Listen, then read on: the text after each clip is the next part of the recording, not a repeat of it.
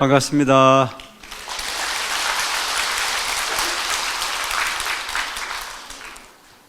잘 계셨죠? 잘 들립니까?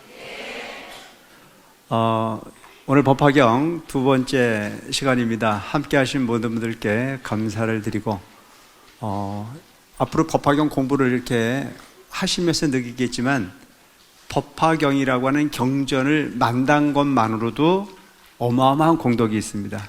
그래서 법화 5종 법사가 있다. 법화경에 5가지의 법사가 있는데 그걸 일컬어 우리는 5종 법사라고 합니다. 그 5종 법사는 첫째, 법화경을 수지하는 것에도 엄청난 공덕이 있어요. 수지. 그리고 독. 눈으로 보는 것만으로도 엄청난 공덕이 생겨요. 송. 소리를 내서 읽으면 더 큰 공덕이 생깁니다.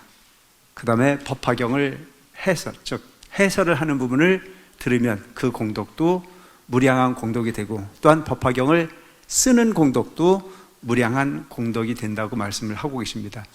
근데 우리가 흔히 보면 법화경을 수지하고 눈으로 읽고 입으로 소리 낼 수 있는 부분까지는 쉬운데, 또한 법화경을 내가 쓰는 것까지도 스스로 해낼 수 있는데 법화경을 함께 이야기할 수 있는 부분이 인연을 갖는 것은 쉬울까요? 어려울까요? 결코 쉽지가 않습니다. 많은 곳에서 법화경을 이야기를 하지만 결코 쉬운 일은 아니다. 그런데 이번에 우리가 함께한 인연들은 보면 저도 법화경을 완벽하게 이해할 수는 없어요. 어떻게 부처님 말씀을 완벽하게 이해를 하겠습니까? 그것은 부처님이 아니고는 그걸 완벽하게 이해했다라고 얘기하는 것은 어불성설에 지나지 않을까 싶은 생각을 합니다. 그런데도 불구하고 우리가 소가 뒷걸음질하다가 가끔 쥐 잡아야 안 잡아야 그렇게 어설프게나마 그래도 뭔가 공부를 해놓고 나면 안 한 것보다는 낫지 않을까 싶은 생각을 합니다. 제일 중요한 부분은 공부를 잘하고 못하고는 중요하지 않아요. 빠지지 않으려고 노력하는 여러분들이 되셨으면 좋겠습니다. 빠지지 않으려고. 그래서 저는 제일 좋아하는 용어가 뭐냐면은 지성이면 감찰이다. 지극한 정성을 다하는 곳에서 공덕이 생기고 가피가 생깁니다. 똑똑한 사람만 소원 이루는 거 아니에요. 여러분들 주변에 이렇게 보면 아주 똑똑한 사람만 소원 이루던가요?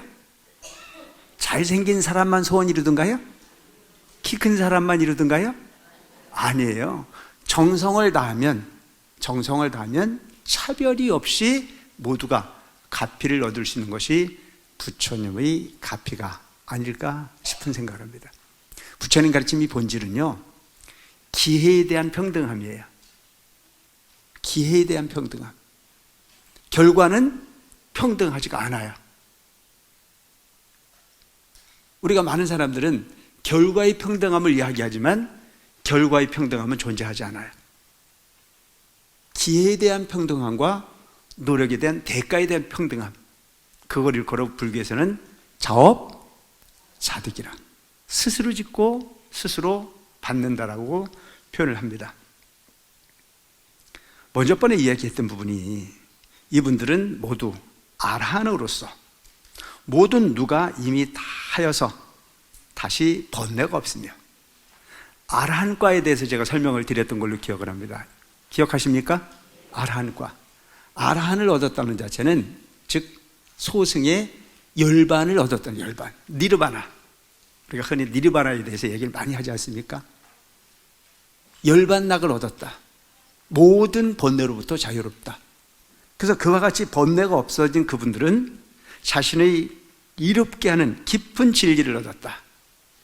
여러분, 우리는 우리 스스로가 뭘 하면 이로운지 이롭지 않은지를 잘 몰라요. 그래서 탐내고 성내고 어리석음을 내려놓으라고 하는데 이게 잘 됩니까? 안 됩니까? 탐내는 마음을 없애라, 성내는 마음을 없애라, 어리석은 마음을 내려놔라. 그런데 들을 때는 그럴 것 같은데 듣고 일었으면 잊어버려야 안 잊어버려요? 재미있는 게 뭐냐면요, 항상 스님들이 오셔서 법문을 하세요. 남을 위해서 희생해라. 생각을 너무 자존심 세워서 하지 마라. 잘난 척하지 마라. 거만함을 내려놔라.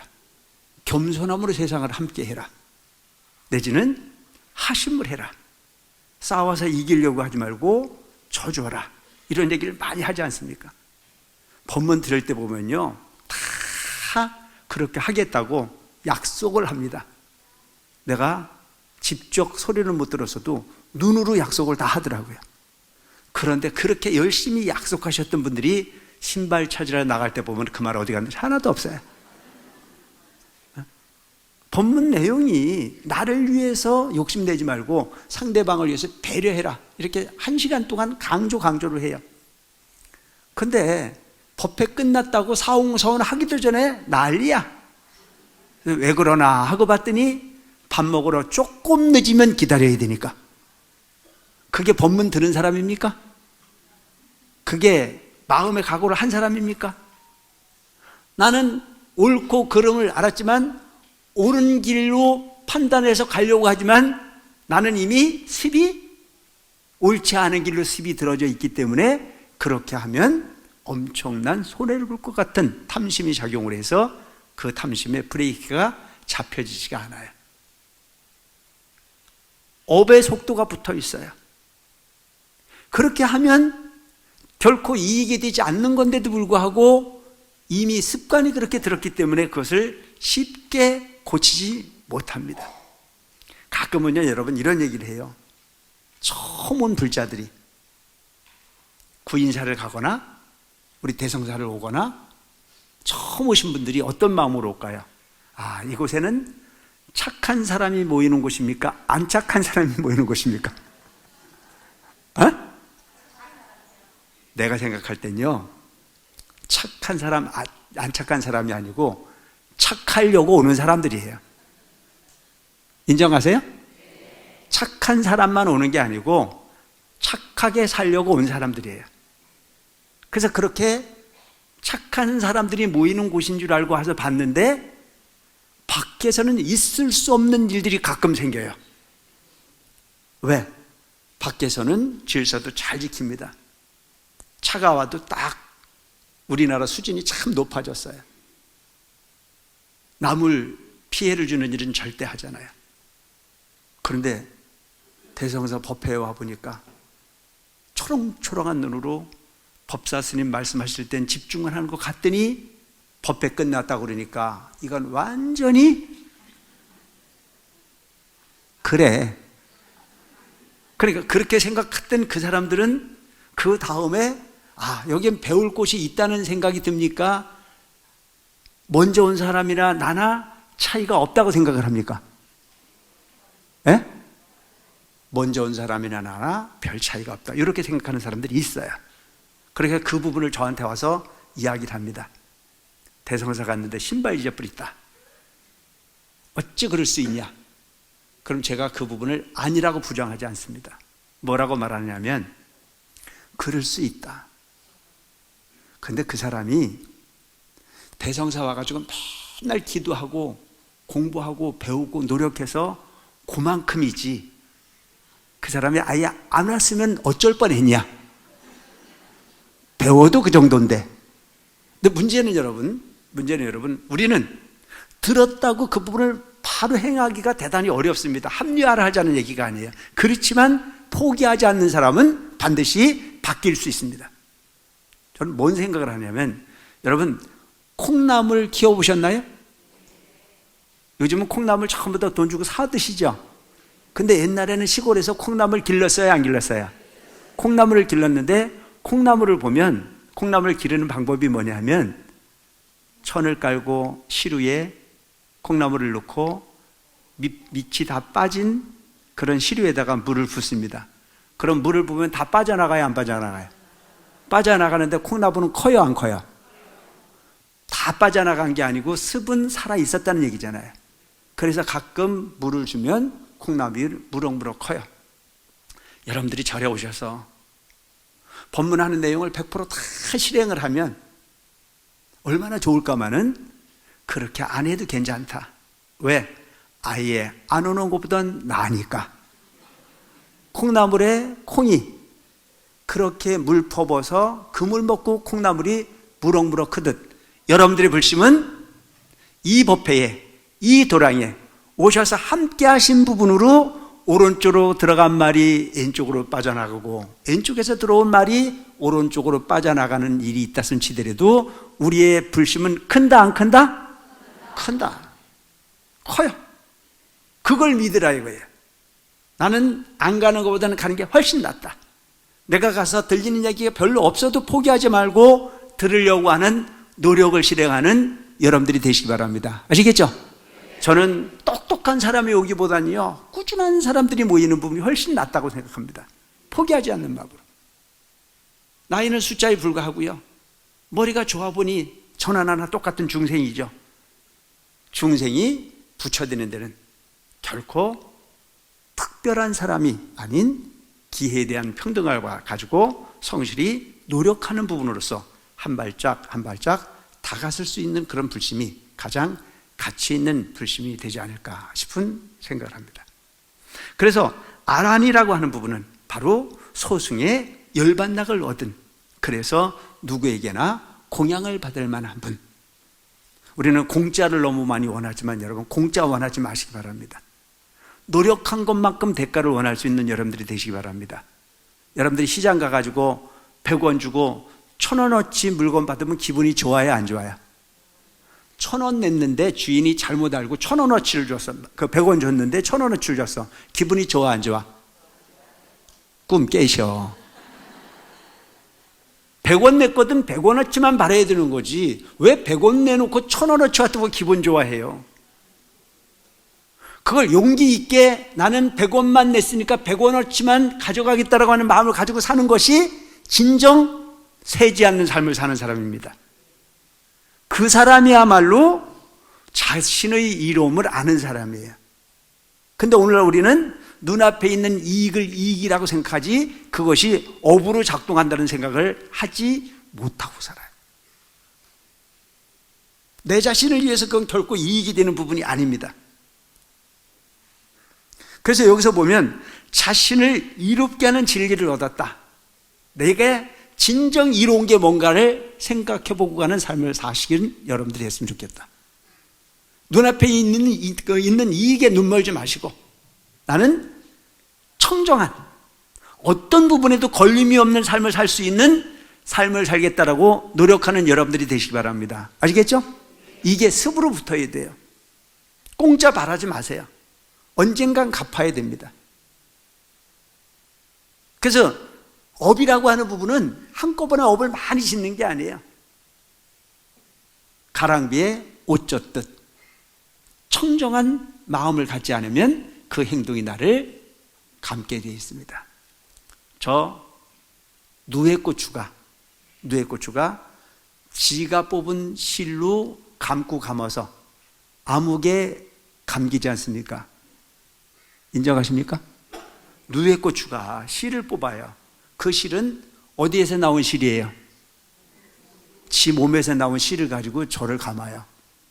그리고 깜깜한 암흑에 갇힙니다. 우리도 또한 업이라고 하는 부분이 신랑한테서 나옵니까? 이웃의 친구에서 나옵니까? 여러분들 자신에게서 나온 업이에요. 그 업이라고 하는 부분을 잘 관리할 줄 알아야 된다. 공짜를 바라지 말자. 그래서 그 업에 갇히지 말라고 부처님께서 우리에게 가르친 부분은 바로 계율을 가르쳤습니다. 산 목숨을 죽이지 마라. 주지 않는 물건을 탐내지 마라. 음행을 하지 마라. 도둑질을 하지 마라. 거짓말을 하지 마라. 이간질을 하지 마라. 꾸미는 말을 하지 마라. 또한 악한 말을 하지 마라. 그리고 탐내고 성내는 마음을 내려놔라. 그리고 마지막에는 어리석은 마음을 내지 마라. 이게 부처님 가르치는 계율이에요. 여러분들이 이 10가지만 잘 지켜도 현실을 사는데 크나큰 모순이 없습니다. 근데 다 알겠는데 여러분들이 어리석음은 여러분들이 뜻대로 됩니까? 안 됩니까? 어리석고 싶어서 어리석은 사람 있어요? 나머지는 웬만한 건 브레이크를 잡을 수 있어요. 그죠? 근데 어리석으면 자기 뜻대로 안 되지 않습니까? 근데 문제는요, 어리석은 사람이 어떤 사람이 어리석은 사람인지 아세요? 어리석으면서 똑똑한 척하는 사람이 어리석은 사람이에요.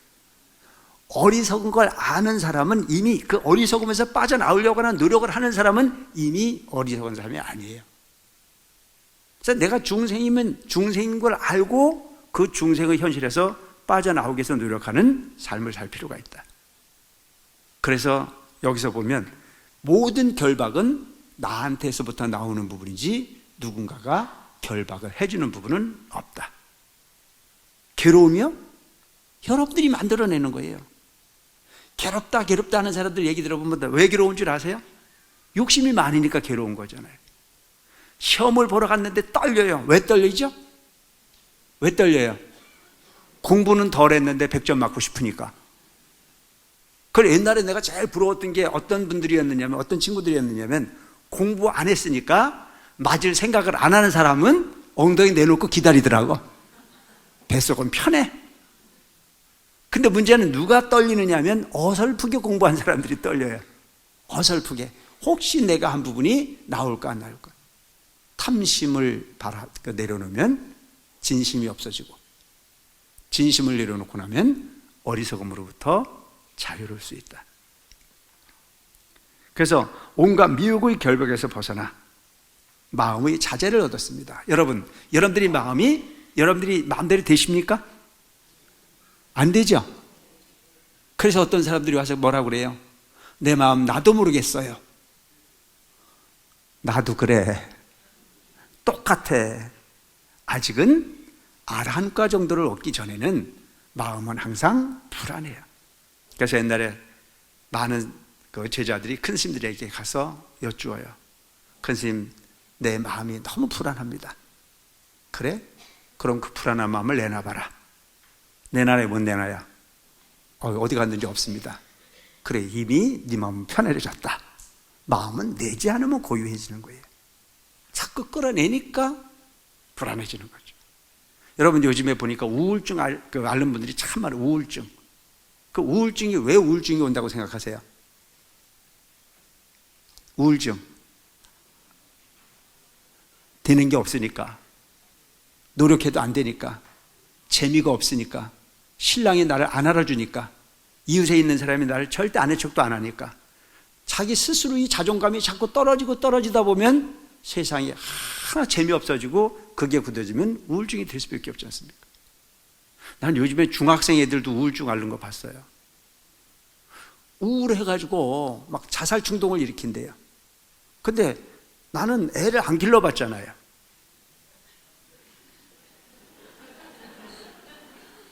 근데 그 아이의 부모들이 애를 데리고 와요. 스님, 우리 아이가 지금 심란하다 이거예요. 방에서 나오지도 않고 세수도 안 하고 공부는 더욱더 생각도 안 할 것이며 곧 죽는다고 자꾸 얘기를 해서 너무너무 불안합니다. 그 아이들 데려다가 제가 물어봐요. 부모는 나가라 그러고 그 아이한테 물어봐요. 그리고 그 아이한테 얘기하는 게 뭐라고 얘기를 하냐면, 공부가 밥 먹여주냐? 인생은 성적순이 아니다. 나 봐라, 공부 못해도 이렇게 잘 나가지 않냐? 애가 막 눈이 막 빛이 나기 시작해요. 아, 스님, 공부 안 해도 사는 방법이 있습니까? 아, 있다. 얼마든지 있다. 그러니까 어떤 사람들은 스님한테 보내면 안 되겠다. 스님한테 가면 공부 날 샌다. 그런데 거기다 내가 뭐라고 그러냐면, 공부 안 해도 아무 문제 없다. 세상 사는 데는 별 차이가 없다. 하루 이렇게 밥 먹는 데는 공부 한 사람이나 안 한 사람이나 큰 차이 없을 것 같다. 단지 그 밥을 만드는 부분, 내가 먹을 걸 만들거나 의식주를 해결하는 방법의 차이가 있다. 왜냐하면 공부를 잘해놓으면 돈 벌 수 있는 기회, 내가 하고 싶은 일을 폭넓게 선택할 수 있는 기회가 있고, 내가 공부를 열심히 안 해놓으면 그 선택의 폭이 좁아질 뿐이다. 내가 뭘 하든 관계없다. 나는 어떤 걸 해먹고 살아도 나는 결코 내 앞에 있는 일을 겁내지 않을 수 있는 용기만 있다면 오늘부터 공부하지 마라. 공부하자고 말하는데 먼저 힘이 생겨가지고 문제는 뭐냐면 그 아이는 공부를 잘할 자신이 없어. 근데 부모는 끊임없이 공부를 잘해야 된다고 강요를 해. 더 이상 아이가 갈 자리가 없으니까 부모한테도 인정 못 받죠. 학교에 가서도 맨날 숙제 안 해왔다고 뭐라고 그러죠. 친구들하고도 왕따죠. 얼마나 우울하겠어. 나는 옛날에 해봐서 알아. 이 세상에 모든 자식이 부모의 원하는 바를 충족시켜주고 싫은 자식이 어디 있어? 되지 않는 부분을 요구하면 그것은 괴로움이에요. 그래서 여러분, 상대방에게 맞추려고 생각하지 말고 여러분들 스스로가 만족감을 구할 수 있는 삶을 살아가는 여러분들이 되시기 바랍니다. 아시겠죠? 뭘 남을 인정해요. 너무 인식할 필요 없어요. 내가 행복하면 돼요. 그러니까 그런 부분으로 계속 들어주다 보니까 나중에 이 아이는 시간만 내면 누구 만나러 가자요? 스님 만나러. 내가 꽤 인기가 있어. 중요한 것은 들어주는 거고 내가 감당할 수 있을 만큼만 사라지는 부분이 무엇보다 중요하다. 이것이 뭐예요? 마음의 자제예요. 소욕 지족하라. 적은 욕심으로서 세상을 살아가라. 번뇌가 적다는 얘기는요, 목표가 적다는 얘기가 될 수도 있어요. 그 목표라고 하는 부분은 우리는 너무 지금 학습되어진 지식의 세계에서 너무 견주고 있어요. 지면 큰일 난다, 이겨야 된다. 옛날에 우리 어머니들은 아이를 기를 때 어떻게 길렀어요? 어디 가서 절대 남 때리고 오지 마라. 되도록이면 맞고 와라. 옛날에 우리 어머니도 그렇게 기르지 않았나요? 전혀 기억이 없으셔? 우리 어머니만 그랬나? 되도록이면 맞고 오라고 그랬어요. 아니, 맞고 와서 기분 좋을 부모가 어디 있습니까? 남 해야 하는 일은 절대 하지 마라. 근데 요즘에는 애가 맞고 오면 어디 보냅니까? 애가 맞고 오면 어디 보내? 태권도장 보내잖아. 왜? 맞고 오지 말고 때리고 오라고. 물론 그건 아니겠지만 정신적인 부분에 아이들이 어떤 영향을 길러주기 위해서 보내는 게 태권도장이겠지만 어쨌든 맞고 오는 걸 좋아하지는 않는. 그런데 내가 누군가에게 폭력을 행사를 하면 나는 그만큼 괴로울 수밖에 없습니다. 되도록이면 내가 감당하는 게 훨씬 나은 부분이다. 그래서 이렇게 마음의 자제를 얻은 분들이 있었는데 이 마음의 자제를 이룬 분들이 그 이름이 여기 이제 이름이 많이 나옵니다. 뭔 이름이 이렇게 많이 나올까? 법화경이라는 경전은 일반적인 경전과 다른 경전이에요. 일반적인 경전들은 준비 과정의 경전들이에요. 그런데 법화경은 부처님께서 이 사바세옥에 오신 참 뜻을 드러내는 경전이에요. 모든 중생이 꼭 받아들여야 될 필요 조건의 경전이 법화경이다. 왜? 우리는 소원을 이루는 것은 불교에서는 아주 적은 거라고 얘기합니다. 불교의 궁극적 목표는 부처님께서 이 사바세계에 오신 궁극적 목표는 딱 한 가지입니다. 뭐냐면 일체의 모든 중생이 뭐 되기를 바랍니까? 따라하세요. 부처. 이걸 좋은 말로 따라서 성불을 목표로 오셨어요. 부처님만이 성불이 아닌 부처님께서 성불을 하신 것은 이미 진묵급 전에 부처가 되셨는데 일체 모든 중생이 부처가 돼야 가장 완벽한 행복을 얻을 수 있는데 그 부처가 되는 방법을 가르치기 위해서 오신 분이 부처님이시다. 그래서 부처님의 평생의 삶은 방편이었다. 방편? 어떤 거냐? 중생을 가르치기 위한 수단의 삶이었다. 그래서 비로소 일체 중생에게 부처의 삶을 가르치기 위한 경전이기 때문에 이 부분은 모든 제자가 앞에서 공부를 잘한 제자나 잘하지 못한 제자나 모두가 다 들어야 되는 경전이 바로 법화경이기에 이 법화경에 등장하는 이름들은 부처님 49년의 설법의 거의 대부분의 제자들이 거의 다 등장을 합니다. 그래서 그 대표적인 인물이 첫째 누가 나타납니까? 아야 교진녀. 교진녀는 어떤 분이냐? 부처님께서 고행주의에 빠져 있을 때 석가족의 몇몇 사람들을 서가모니를 수행자로서 살아가는 과정 속에서 혹여 잘못될까 봐서 그를 함께 도와주라고 보낸 정반왕이 보낸 사람들이었습니다. 근데 그들이 함께 열심히 수행하고 고행하다 보니까 그들도 역시 목표가 수행의 목표를 정했습니다. 그래서 열심히 수행하던 서가모니 부처님이 어느 날 고행주의로 온몸에 고통을 가하는 부분이, 고통을 견디는 부분의 수행을 하다가 부처님께서 어느 날 이것은 아니다 라고 하는 생각을 가지고 니련자라라고 하는 강에 가서 목욕을 하고, 그리고 수자타라고 하는 여인이 준 우유죽을 얻어먹어서 정신을 차릴 수 있었습니다. 그때 그 수자타라고 하는 여인이 준 우유죽을 받아 먹는 모습을 보면서 교진녀를 비롯한 5비구가 서가모니는, 시달타는 너무 고통을 견디지 못하는 부분으로 변절을 했다. 변절자와 더불어 함께 할 수 없다라고 생각해서 부처님을 왕따시키고 본인들은 딴 곳으로 길을 떠났습니다. 부처님은 그 당시에 수자타라고 하는 여인이 준 우유죽을 먹고 정신을 차려서 그 순간 풀방석을 만들어 깔고, 그리고 보리스나무 아래 앉아서 일주일 동안을 수식관, 호흡을 관하는 수행을 통해서 깨달음을 얻습니다. 깨달음을 얻고 난 이후에 과거에 당신과 함께 했던 많은 스승들에게 본인의 깨달음을 전달해 주기 위해서 찾아봤지만 그들은 이미 다 죽었습니다.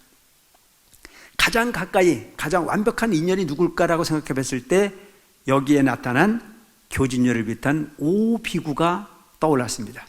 그들이 어디에 있을까라고 생각해 봤을 때, 법력으로 봤을 때 그들은 부처님께서 깨달음을 얻으신 부다가야에서부터 320km 떨어진 바라나시 녹야원이라고 하는 곳에 그들이 머물러 있다는 사실을 합니다. 그리고 그들을 찾아가서 가장 처음 설했던 가르침이 사제 8정도의 가르침을 받아들여서 부처님의 가르침을 가장 먼저 듣고 부처님의 가르침을 가장 먼저 이해한 제자들이 바로 교진녀를 비롯한 5비구였습니다. 이제 뭔 말인지 아시겠죠? 교진녀를 비롯한 5비구는 어디에 살았다고요? 어디에 머물러 있었다고요? 바라나시 녹야원이라고 하는 곳에 있었다. 그 바라나시 녹야원을 부처님께서 직접 찾아가서 그들에게 가장 처음 설하신 가르침이 사제 8정도였다. 사제에 대해서 여러분들에게 여러 번 설명해 드렸어요. 생, 노, 병, 사. 이것을 사제, 소위 그 네 가지 고통이라고, 사제라는 자체는 고, 집, 멸도를 사제라고 하는데, 이 고통이라고 하는 부분, 이 세상의 모든 부분은 다 고통으로 만들어져 있다. 고통이 아닌 부분이 존재하지 않는다. 그럼 그 고통은 왜 만들어질까? 탐내고 성내고 어리석음으로 만들어졌다. 그럼 그 고통이라는 부분을 어떻게 없애야 될까? 없앨 수 있는 방법을 고민해 볼. 그래서 그 부분을 멸하는 방법으로 얻은 부분이 8가지 길이 있는데 그걸 걸어서 8정도로 한다. 이 가르침을 가장 먼저 받아들인 사람이 교진녀를 비롯한 5비구라고 여러분들이 생각하시면 됩니다. 몰라도 돼요. 시험 문제는 안 나와요. 그냥 들어보면 녹야원이라고 하는 곳에 5비구가 있었는데 그 5비구의 대표가 교진녀였구나. 이렇게 하면 이해하시면 됩니다. 시험 문제는 안 나오니까 막 쓰고 그러지 마세요. 괜찮아요. 그리고 정 궁금하면요, 나중에 동영상 찾아보면 돼요. 자, 그 다음에 나타나는 인물이 누구예요? 마하가섭. 가섭존자라는 얘기 많이 들어봤죠? 가섭존자는 어떤 분이냐면 부처님의 법을 전승한 제자입니다. 삼처전심, 3군데에서 부처님의 법을 이어받았다. 그 3군데는 어디일까? 첫째, 여마시 중에 꽃을 들었다. 이런 얘기 들어봤죠? 못 들어봤어요? 못 들어봤어요? 괜찮아요. 부처님께서 어느 날 수많은 대중을 나놓고 야단법석, 그 당시에는 이런 법당이 없었습니다. 그 당시엔 여러분들이 생각하는 야단법석 그러면 어떤 게 생각이 나나요? 야단법석. 시끄럽고 무질서한 것이 생각이 나죠? 이거는요, 원래의 뜻이 아닙니다. 부처님께서 많은 제자들에게 법을 설하시기 위해서 넓은 들에 단을 꾸미고 설법을 하셨던 것이 야단법석입니다. 아시겠습니까? 이건 어마어마한 뜻의 변화를 일으켰는데, 이것은 누가 만든 거냐? 조선시대에 불교를 탄압했을 때 소위 말하는 유생들이 불교를 폄하하는 용어로 둔갑을 시킨 부분이 야단법석입니다. 앞으로 여러분들 야단법석 함부로 쓰지 마세요. 원래 야단법석은 넓은 들에 부처님께서 법을 설하기 위해서 높은 단을 만들어 놓고 그 단에 올라가셔서 많은 제자들에게 법설을 하셨던 분위기를 일컬어서 야단법석이라고 합니다. 불교에서는 어마어마한 축제죠. 그때 그렇게 야단법석 수많은 대중이 모여있는 가운데 부처님께서 설법을 하기 위해서 단에 딱 올라가셨어요. 그때 모든 대중들이 부처님께서 어떤 설법을 해주실까, 어떤 법을 설하실까 귀를 쫑긋 세워서 고요하게 기다리고 있었어요. 그때 부처님께서 꽃을 들어서 탁 보였습니다. 근데 모든 대중들이 그게 무슨 뜻인지 몰라. 근데 저 멀리 있었던 가섭존자가 빙그레 웃었어요. 뭐예요? 철염상정이라. 너의 마음이 연꽃에 꽃이 피면 그 꽃에는 반드시 씨앗이 함께 하게 돼 있어요. 불성을 봤다는 얘기예요. 부처님께서 말씀하고자 하는 부처의 성품이, 부처님에게 있는 그 성품이 나한테도 있구나라고 하는 걸 받아들여서 응답을 했다. 그래서 이것은 염화수 중에 꽃을 들었다. 이심전심으로 알아먹은 거예요. 두 번째는 어떻게 법을 전했냐면 부처님께서 또 야단법석을 설치를 했어요. 가섭존자는 멀리 두타형을 갔다가 늦게서야 도착을 했습니다. 모든 대중들이 다 앉았는데 가섭존자의 자리가 없었어요. 그때 부처님께서 법석에 앉아 계시다가 가섭존자를 불러서 당신의 자리에 반을 내주면서 가섭존자를 앉혀줬어요. 그래서 반분자라, 부처님께서 앉은 자리를 제자에게 나눠줬다는 부분은 그만큼의 능력을 갖췄다는 것을 인정한 부분으로 법을 전했다. 반분자라고 하는 부분이 전법이 있었고, 부처님께 열반에 드시고 난 이후에 또한 먼 곳으로 만행을 떠났던 가섭존자가 늦게서 어떤 상인들이 전해주는 이야기를 통해서 부처님께서 열반에 드셨다는 이야기를 듣습니다. 그리고 한참 늦은 때에 가섭존자가 부처님의 설화상수 앞에 열반에 드신 부처님을 찾아왔을 때 이미 부처님은 염을 관에 모셔두고 있었어요. 그때 가섭존자 일행이 부처님의 관을 우유삼작, 우측으로 돌면서 슬퍼하고 있을 때 부처님의 그 관 속에 들었던 두 다리가 관 밖으로 나왔다. 우리가 흔히 보면 그렇게 생각할 수 있잖아요. 부처님이 열반에 드셨으니 어떤 가르침으로 세상을 살까 절망하고 있을 때 두 다리를 딱 보여주셨다는 얘기는, 나는 육신은 멸했지만 나의 법은 너희와 함께하고 있다. 내 법을 너한테 전한다라고 하는 곽시상부라. 이렇게 세 군데에서 부처님의 법을 전하는 흔적을 일컬어서 삼처전심의 부처님이 법통제자, 그가 바로 가섭존자입니다. 어디 가서 얘기하거든, 부처님의 법을 이어받은 제자가 누굽니까? 라고 물으면 뭐라고 그래야 돼? 가섭존자. 대단하십니다. 오늘 본전 뽑았어요. 이것만 해도. 자, 그 다음에 나오는 부분이 뭐야? 또 가섭이 나오는데, 우르빈나 가섭, 가야 가섭, 나제 가섭, 이 세 가섭이 나옵니다. 근데 앞에 나오는 가섭, 마하 가섭하고 좀 헷갈립니까? 안 헷갈립니까? 똑같은 가섭이잖아요. 그런데 그 가섭하고 이 가섭은 다른 가섭이에요. 이 가섭은 어떤 가섭들이냐면, 우르빈나 가섭, 가야 가섭, 나제 가섭은 한 형제입니다. 한 형제예요. 한 형제인데 이들은 빈비사라 왕이 통치를 하는 나라에서 아주 존경받는 사람들이었습니다. 이분들은 뭘 했던 사람이냐면 불을 숭배하는 종교를 했던 사람들이에요. 그 불을 숭배하는 배화교도 있는데 그들은 아주 능력이 뛰어나서 그들 휘하에 제자가 있었는데 큰형은 500명의 제자를 데리고 있었어요. 500명. 우리 몇 명이야 지금? 여기 몇 명이에요? 한 300~400명 되겠네요. 근데 500명의 제자를 두고 있었어요. 누가? 우리 빛나 가섭이. 두 번째 가섭은 300명의 제자를 데리고 있었어요. 그 다음에 막내는 200명의 제자를 데리고 있었어요. 근데 이들은 그 당시에 많은 지역 사람들로부터 존경을 받는 나름의 신통력을 가지고 있다라고 평가를 받는 그런 존경받는 종교인들이었습니다. 부처님께서 이들이 신통력이 있다는 사실을 알고 이들을 제도하기 위해서 그들을 찾아갑니다. 부처님께서 찾아갔을 때 부처님께서 먼저 그들에게 요구를 합니다. 나를 하루 저녁 이 집에서 머물게 해달라. 부처님의 명성을 들었던 이들은 탐탁하지 않았습니다. 그래서 방이 없다고 거절합니다. 재워줄 수 없다. 당신이 머물 만한 공간이 없다. 그러니까 부처님께서 뭐라고 했냐면 저기 보이는 창고에서 하루 저녁 자도 좋으니까 하루 저녁 나를 재워달라 이렇게 부탁을 해요.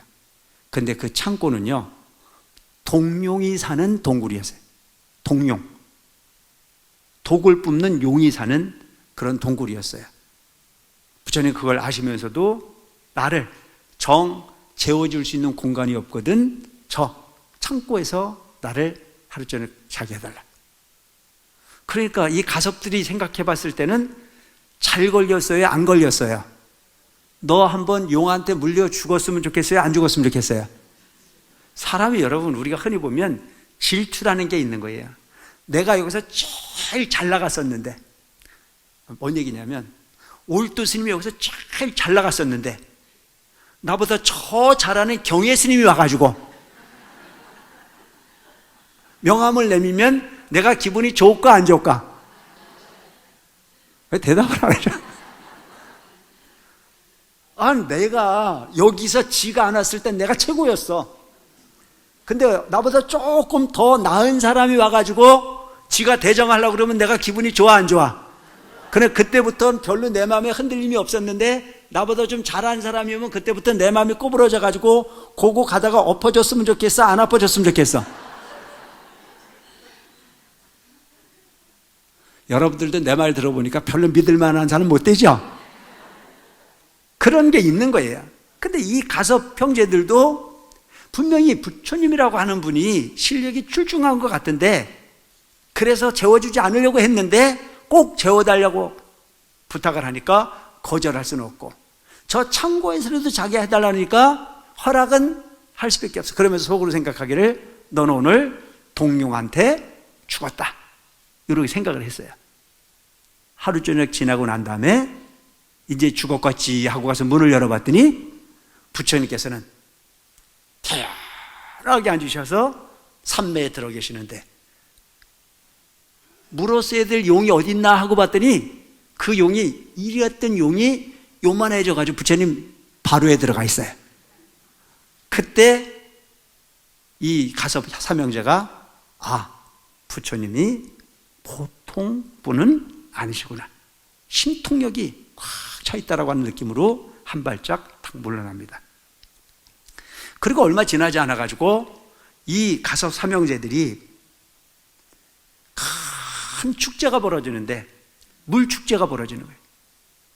그 축제가 벌어지는 그 순간에 모든 사람들이 가섭 삼형제를 존경하고 공양을 올리고 하는 그런 축제인데 거기에 본인들보다 실력이 출중한 부처님이 나타나면 본인들 꼴이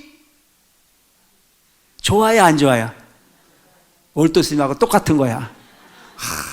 이 모든 그야말로 빈비사라 왕이 그 소위 통치를 하는 그 왕사상의 모든 사람들이 그 대단한 소위 스승이라고 공양을 올리는 축제인데, 거기에 부처님께서 안 나타나셨으면 좋겠는 거라. 근데 오지 마라 소리를 해 못해. 아니, 내가 아무리 능력이 없어도 경혜 스님이 지가 온다고 그랬는데 내가 못 오게 못하잖아. 최면이라는 게 있으니까. 그래서 안 왔으면 좋겠는데 싶어가지고 있는데 오지 마라 소리는 못하고 그냥 끙끙 앓고 있었어요. 근데 부처님께서는 이 가섭 삼형제의 마음을 딱 알았어. 그래서 절대 부처님은 남은 곤란하게는 안 하셔. 그래서 스스로 알아서 안 가셨어. 저들끼리 잔치가 잘 끝났어. 아주 받아먹을 걸 잘 받아먹었어. 뭐 공양을 올리니까 다 받고 축제가 끝났어. 그러고 난 이후에 부처님을 만났습니다. 그래서 가섭 삼형제가 부처님에게 왜 오늘 이런 거룩한 축제에 오지 않으셨습니까? 이렇게 물었어요. 그러니까 부처님께서 거기다 뭐라고 그러냐면, 당신들이 내가 나타나지 않기를 얼마나 빌었는데 내가 그걸 알면서 거기를 갈까? 부처님 얼마나 대단하세요, 그죠? 뭘 얘기를 하는 겁니까? 신통도 대단하시지만 타심통을 하셨다. 상대방의 마음을 정확하게 알았다는 얘기예요. 거기서 가섭 삼형제는 또 섬찟합니다. 아, 이분은 보통 분이 아니구나. 그리고 얼마 지나지 않아서 또 큰 물축제가 벌어졌는데, 그 물축제가 벌어진 상황에서 갑자기 막 비가 쏟아져, 우기에 비가 쏟아져 가지고 온 강물이 범람을 해서 모두가 다 떠내려가고 그런 상황인데, 부처님도 그 물줄기에 크나큰 고통을 당했을 거다 싶어가지고 부처님 가까이에 다가봤을 때 신기한 일이 벌어졌어요. 그 어마어마한 강줄기에 니련자라 강가가 묘지게 흘러가고 있는 상황인데도 불구하고 부처님께서 앉아 계시는 공간은 물 한 방울 턱이지 않고 청정하고 깨끗한 모습으로 존재하는 모습을 보면서 부처님은 모든 운이 돌보는 거룩하신 분이라는 생각을 해서 그 길로 머리를 조아려 부처님의 제자가 됐습니다. 그래서 부처님의 제자는 한꺼번에 몇 명이 됐을까요? 1000명. 가섭존자의 500명 제자가 한꺼번에, 둘째 형이 300명, 막내 200명, 몇 명입니까? 1000명이 됐어요. 그리고 5비구, 그리고 부처님의 그 제자 중에 야사를 비롯한 60여 명의 친구들이 한꺼번에 부처님 제자가 돼요. 그래서 부처님의 제자는 졸지에 1065명, 그리고 뒤에 들어오는 부분을 통해서 이제 항상 경전에 나타나는 부처님의 기본의 제자는 1250의 비구가 되는데, 뒤에 들어오는 250의 비구는 어떻게 들어오냐 하면, 이 가섭 삼형제를 통해서 3명이, 1000명이 들어왔고, 5비구가 들어왔고, 야사를 비롯한 60여 명의 제자가 들어왔고, 그러고 난 이후에 이제 사리불과 목련존자를 통해서 250명의 제자가 들어와요. 그 제자들은 어떻게 이제 만들어지냐. 자, 우리빗나가서, 가야가서, 나제가서까지 설명을 했고, 그 다음에 나타난 분이 누구예요? 사리불. 사리불은 부처님의 제자 중에 지혜제일의 제자는 지혜제일. 지혜가 제일 출중한 제자예요. 그래서 법화경도 처음에는 누구를 상대로 설해졌냐면은 사리불을 통해서 시작이 돼요. 뒤에 이제 사리불이 나오는데, 사리불은 부처님의 가장 아끼는 제자 중에 한 분이었다. 그 다음에 나오는 분이 누구예요? 목걸련. 여러분들 목련존자에 대해서 얘기 많이 들어보셨죠? 목련존자는 신통 제일의 제자다. 지혜 제일 사리불, 신통 제일 목걸련. 신통력에 있어서는 목련존자를 따라갈 수가 없어서. 그런데 사리불과 목련존자는 아주 대단하신 분들이었습니다. 이분들은 주로 평상시에 성장을 할 때도 세상을 사는 모습을 달리 봤던 분들 중에 하나예요. 한마을 사람들이었거든요. 한 분은 윗마을, 한 분은 아랫마을에 사셨어요. 어느 날 사리불과 목련조자가 사는 마을에 큰 축제가 벌어요. 축제. 여러분 축제가 뭔지 아시죠? 마을 사람들이 모여서 술을 마시고 노래를 부르고 즐거운 그런 축제의 장이 벌어졌습니다. 축제 때는 꼭 나타나는 게 뭐가 나타나요? 술과 음식이 나타나잖아요. 술 먹고 음식을 먹으면 그 다음에 뭐가 나와요? 노래가 나오고 춤이 나오잖아요. 그래서 오늘은 불타는 이런 축제가 벌어진 거예요. 근데 그 축제가 벌어졌을 때 사리불과 목련존자는 둘이 저 높은 산으로 올라갑니다. 그리고 광란의 밤, 축제의 밤을 지켜보면서 둘이 대화를 하는데 뭔 대화를 하느냐면, 목련, 앞으로 100년이라는 시간이 지나고 나면 저 사람들은 뭘 하고 있을까? 저렇게 서로 즐거워서 춤을 추고 노래를 부르고 술을 마시고 난리를 치고 있는 저들이 앞으로 100년이라는 시간이 지나면 뭘 하고 있을까? 여러분 이런 생각 해보셨어요? 안 해봤죠? 안 해봤으니까 말을 하지 마세요. 그런 철학적 사고를 이들이 하고 있었어요. 한 사람이 이야기를 하건대 글쎄 흔적도 없이 단 한 사람도 저런 모습으로 존재하는 사람은 없을 거야. 거기서 우리는 뭘 봅니까? 무명을 배우는 거죠. 이 세상의 모든 부분은 공이야. 재행무상이라. 이 세상 모든 부분은 나타났다 없어지고 없어졌다 나타남을 반복하는 부분이 그런 삶이 우리 삶인데, 우리는 그 부분을 영원히 견고할 거라고는 착각에 사는 것이 우리 삶이지 않습니까? 우리 착각 속에 살고 있는 거예요. 내가 내 삶이 얼마 남지 않았다는 생각을 하면 오늘 그렇게 신경질 낼 일도 없고, 그렇게 누군가를 흉볼 일도 없고, 그렇게 누군가를 모함할 일도 없고, 그렇게 누군가와 갈등을 일으킬 일도 없지 않습니까? 인정하십니까? 영원하지 않은데도 불구하고 영원할 거라고 하는 생각에 끊임없는 욕심을 우리 만들어내는 게 우리 삶이에요. 그래서 사리불과 목련존자는 재행무상이라 이 세상의 모든 부분은 다 덧없구나라고 하는 것의 대화를 주고받았다고 합니다. 이렇게 진리를 그리워했던 사리불과 목련존자는 산자야라고 하는 큰 시대의 스승에게 출가를 합니다. 그 산자야의 문에는 250명의 산자야의 제자들이 있었습니다. 그 제자들 중에 공부를 아주 잘했던 제자가 있었는데 제일 잘했던 제자가 사리불이고 2등을 했던 제자가 목련존자였습니다. 그래서 그 산자야의 문화에서 가장 공부를 잘했던 두 제자가 어느 날 산자야에게 질문을 합니다. 뭐라고 질문을 하냐면, 스승님, 선인 선과요, 악인 악과라고 하는 말이 있는데 맞습니까? 뭔 얘기냐면, 이 세상에 착한 일을 하는 사람은 복을 받는다고 하고, 악인 악과라, 악한 짓을 한 사람은 악의 과보를 받는다라고 하는 이야기가 있는데 그 말이 맞습니까? 이렇게 물었어요.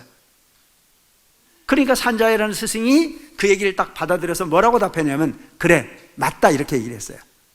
근데 그걸로 끝났으면 좋았는데 이 똑똑한 사리불과 목련존자가 다시 물어요. 뭐라고?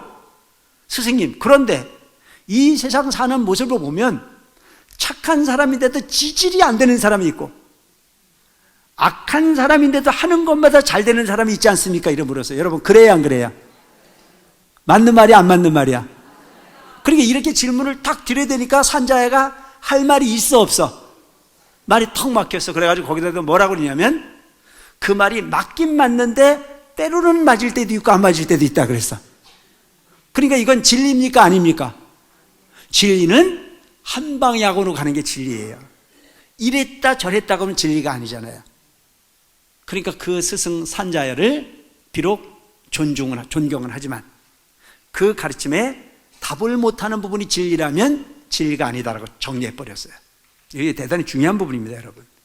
여러분들은 가끔 보면 뭐 의리 때문에 가고 단역기 때문에 가고 그냥 무조건 가고, 바른 진리를 우리가 공부할 필요가 있는 부분이죠.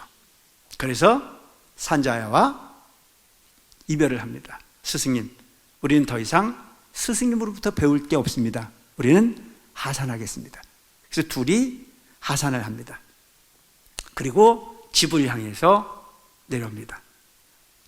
한 분은 윗마을 사람이고 한 분은 아랫마을 사람이니까 가다가 갈라져야 돼, 안 갈라져야 돼요? 이게 우리의 인생이야. 영원히 함께 갈 것 같아도 때가 되면 딴 길로 갈 수밖에 없는 게 우리 인생이라.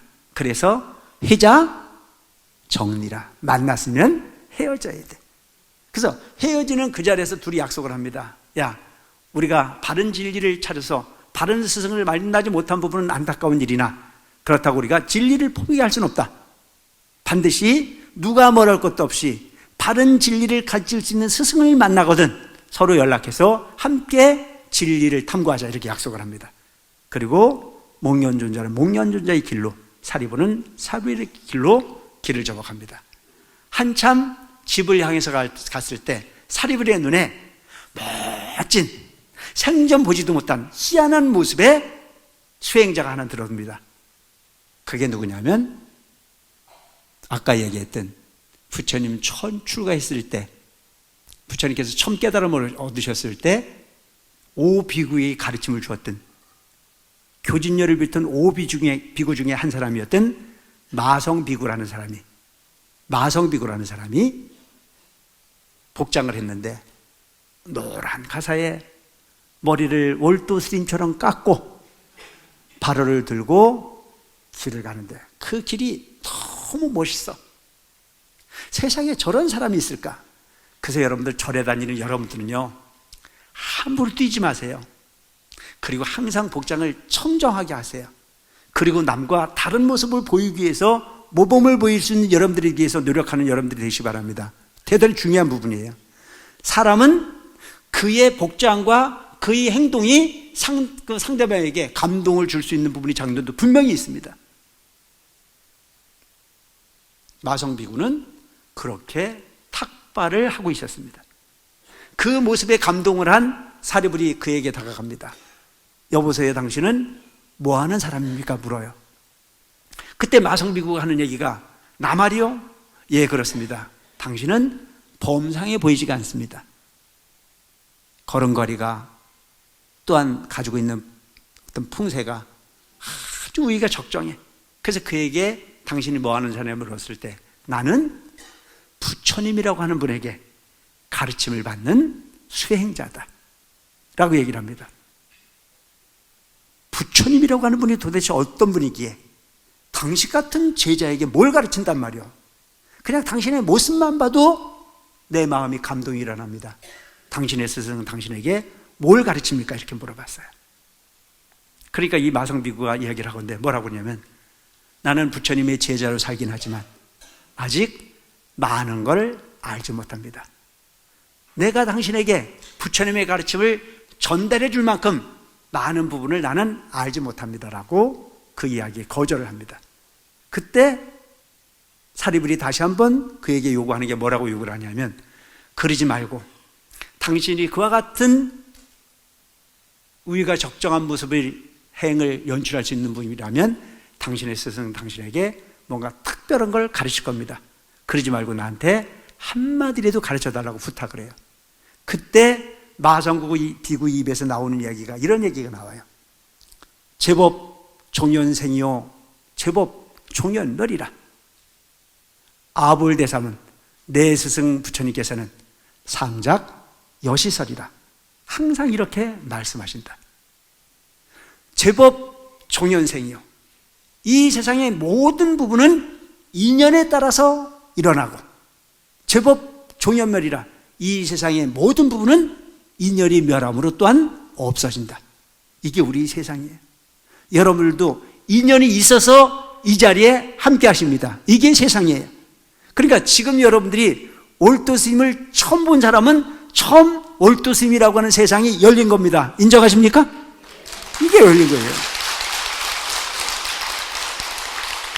인과 연이 있으니까 세상이 연출이 되는 거예요.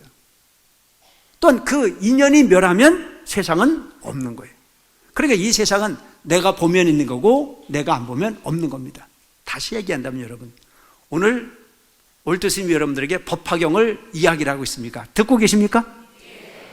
지금 월도 스님이 떠드는 겁니까? 오늘 저녁에 월도 스님이 뭘 먹어서 떠드는 겁니까? 헷갈리세요? 아니, 오늘 내가 분명 여러분들에게 법화경이라고 하는 분을 같이 이야기하고 있는데 오늘 저녁을 제가 못 먹었으면 떠들 수 있었을까요? 없었을까요? 없었겠죠. 배가 고파서 늘어져 있겠죠. 근데 뭘 먹었어요. 뭘 먹었으니까 월도 스님하고 오늘 먹은 그 식사가 합쳐져 가지고 오늘 여러분들에게 법문을 하는 거 아닙니까? 그죠? 그럼 월도 스님만 있어도 안 되는 거고 밥만 있어도 안 되는 거잖아요. 뭐가 있었어야 돼요? 월도 스님과 밥이 합쳐져서 법문을 하고 있지 않습니까? 인정하세요? 이게 제 법이에요. 그래서 이 세상 모든 부분은요, 하나가 하나로 되는 부분이 존재하지 않아요. 이것과 저것으로 존재하게 돼 있어요. 이것이 있으므로 저것이 있고 저것이 있으므로 이것이 존재해요. 그래 제법 종현생이요 제법 종이 없느리라. 이 세상의 모든 부분은 인연에 따라서 나타나고 인연에 따라서 없어진다. 아불대삼은 내 스승 부처님께서는 상작 여시설이라 항상 이렇게 말씀하신다. 아니 이 얘기를 사리불이 들었을 때 감동이 와요 안 와요? 너무 감동스러운 거예요. 지금까지 들어보지 못한 진리를 설하는 그 부처님, 그 부처님은 도대체 어떤 분이실까 궁금했어요. 그래서 마성부육에게 사정을 합니다. 나를 그 부처님에게 좀 데려다 달라. 사정을 하죠.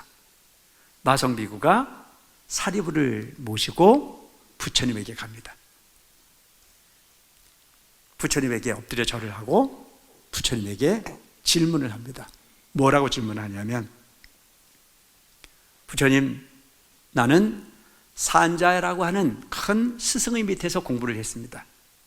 그분의 문화에는 250명의 비구가 함께 공부를 하고 있었습니다.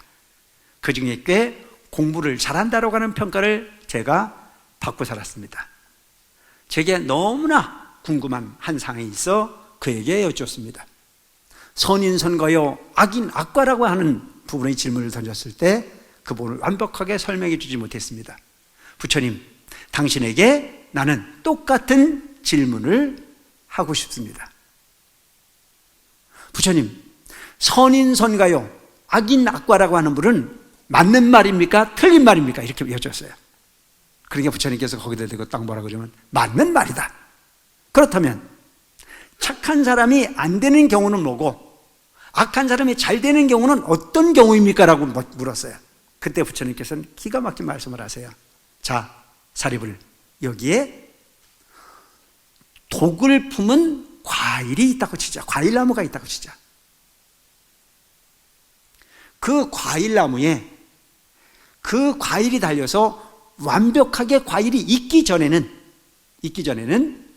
설익은 과일나무는 독을 품고 있지만 설익었을 땐 먹어도 죽지 않는다.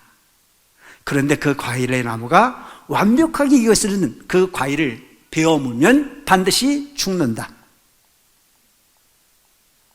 악을 실행하지만 바로 그 과보를 받지 않는 것은 아직은 그 과가 다 익지 않았기 때문이지. 그 악이 무르익었을 때는 그는 반드시 고통과 함께한다, 이렇게 얘기를 합니다. 또 하나의 선을 설명할 때 여기에 달고 맛있는 과일나무가 있다고 치자. 그 과일이 완벽히 익기 전에는, 그래서 익었을 때는 한 입 베어 먹으면 분명 단맛이 아닌 떫은 맛으로서 나를 괴롭게 한다. 착함의 행위가 그 끝은 안락하고 행복한 부분을 제공하지만 그 착함이 다 무르익기 전에는 아직은 그 부분의 과정이 고통스럽고 또한 아픔일 수 있다. 고로 착한 부분은 끝까지 착함을 다해야 되는 것이요, 악한 부분은 결코 행하지 말아야 되는 부분이 세상의 진리라고 설명합니다. 너무 완벽한 설명이지 않습니까? 이 얘기에 사리부는 감동을 합니다. 됐다. 이제서야 내가 바른 스승을 찾았구나. 그래서 목련존자에게 연락을 해서 함께 출가를 한 분이 사리불과 목련 존자였습니다. 이게 부처님과의 인연이에요. 그래서 이제 부처님 제자는 몇 명이 됐습니까? 1250 플러스 60명, 65명. 그래서 우리가 흔히 보면 부처님의 경전에 나올 때 부처님 가르침의 기본은 1250의 비구라고 설명하는 이유가 바로 그렇게 이루어진 겁니다. 뭐 이렇게 몇 명씩 포교를 한 것이 아니고 뭉청뭉청 부처님께서는 그렇게 운으로 제자들을 모을 수 있었던 인연이 바로 사리불과 목련 존자의 인연까지였습니다. 그 이후 사리불과 목련 존자가 출가를 해서 그 마성비구라는 비구가 고마워요, 안 고마워요? 엄청 고마웠어요. 그래서 여러분들도 지금 절에 누군가가 절에 가자라고 안내를 해주는 사람은 평생 잊지 마시기 바랍니다. 아시겠죠? 이게 의리예요. 그래서 이 마성비구가 너무 존경스러워가지고 사리불과 목련 존자가 잠을 잘 때쯤 되면 항상 물어봤어요. 오늘 마성비구는 어디에 계시는가? 그래서 마성비구가 동쪽에 있다 그러면 그쪽으로 절대 발을 안 뻗고 머리를 그쪽에 두고 잤대요. 얼마만큼 존경했으면. 근데 우리는 누군가에게 고마운 부분이 인연을 얻었는데도 잊어버리지 안 잊어버려? 그거 의리가 아니야. 이 세상에 가장 고마운 부분은요, 내가 배고플 때 나한테 도움을 주는 그 고마움도 진정한 고마움이지만 진리를 모르는 사람에게 진리가 있다고 가르쳐주는 공덕이 가장 큰 공덕이 된다는 사실을 꼭 기억하시기 바랍니다. 아시겠죠? 대단히 필요한 부분이에요. 자, 지금 여러분들에게 설명을 드리는 것은 인물을, 꼭 필요한 인물들에 대한 사연을 이렇게 설명을 하고 가는 이유는 그냥 이름이 나오는데 그가 누군지도 모르고 막 가다 보면 너무 헷갈리잖아요. 지금은 서두르지 말고 하나하나 이렇게 이런 부분도 있었구나, 이런 제자도 있었구나라고 하는 걸로 그냥 그렇게 이해하시면서 가다 보면 시간이 또 뒤에 가면 또 빨리빨리 갈 수도 있는 부분이니까 너무 서둘러 가지 마시고 인물 하나하나 부분도 세세하진 않지만 그래도 대략적인 부분을 이해를 통해서 가다 보면 나중에 법화경 공부하는 부분에 많은 도움이 되지 않을까 싶어서 이렇게 가고 있으니까 너그러운 마음으로, 서두르지 않는 마음으로 함께 하셨으면 좋겠습니다. 오늘 함께 하셔서 고맙습니다.